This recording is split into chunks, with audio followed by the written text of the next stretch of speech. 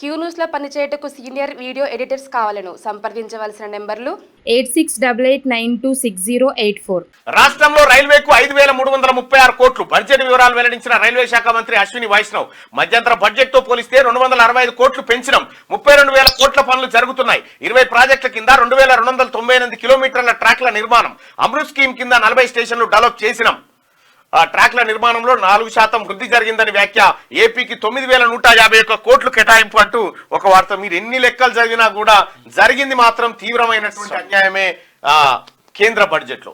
ఇక సింగరేణిని ప్రైవేటీకరించొద్దు. లోక్సభలో కేంద్రాన్ని కోరిన పెద్దపల్లి ఎంపీ గడ్డం వంశీకృష్ణ సింగరేణికి నేరుగా కేటాయింపులు చేయాలని డిమాండ్. ఉద్యోగుల బెనిఫిట్స్ ను కొనసాగించాలని వినతి. ప్రైవేటీకరణ ఆలోచన కేంద్రానికి లేదు. కేంద్ర మంత్రి కిషన్ రెడ్డి సింగరేణిని ప్రైవేటీకరించొద్దని పెద్దపల్లి ఎంపీ గడ్డం వంశీకృష్ణ కేంద్రాన్ని కోరారు. సింగరేణిని కాపాడుకోవాల్సిన బాధ్యత కేంద్రంపై ఉందన్నారు. బుధవారం లోక్సభలో సింగరేణి ప్రైవేటీకరణ, ప్రస్తుతం ఉన్న ఉద్యోగాల కొనసాగింపు, సంస్థను ప్రభుత్వ రంగంలోనే ఉంచే అవకాశాలు లేవనెత్తారు. తాను 15 లక్షల మంది ఓటర్లు ఉన్న పెద్దపల్లి లోక్సభ స్థానం నుంచి ఎన్నికయ్యానని, నియోజకవర్గంలో 5 లక్షల మంది సింగరేణి కార్మికులు ఉన్నారని ఆయన వివరించారు. నిన్న లోక్సభలో సింగరేణిని ప్రైవేటీకరించొద్దని చెప్పి పెద్దపల్లి ఎంపీ గడ్డం వంశీకృష్ణ నిన్న లోక్సభలో డిమాండ్ చేస్తే, ఉద్యోగుల అలాంటి ప్రైవేటీకరణ ఆలోచన కేంద్రానికి లేదని కేంద్ర మంత్రి కిషన్ రెడ్డి మాట్లాడారు.